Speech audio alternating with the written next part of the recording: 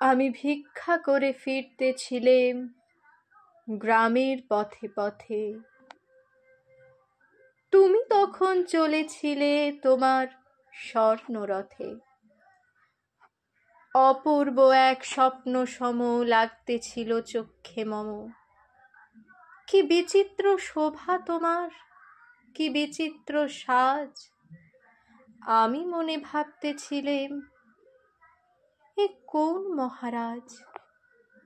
আজি শুভক্ষণে রাত পোহালো, ভেবেছিলেম তবে আজ আমারে দ্বারে দ্বারে ফিরতে নাহি হবে। বাহির হতে নাহি হতে কাহার দেখা পেলেম পথে।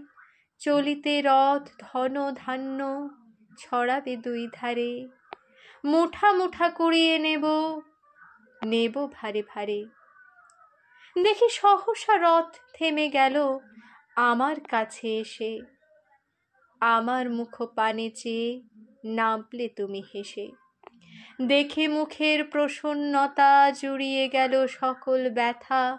হেনকালে কিসের লাগি তুমি অকস্মাৎ আমায় কিছু দাও গো বলে বাড়িয়ে দিলে হাত।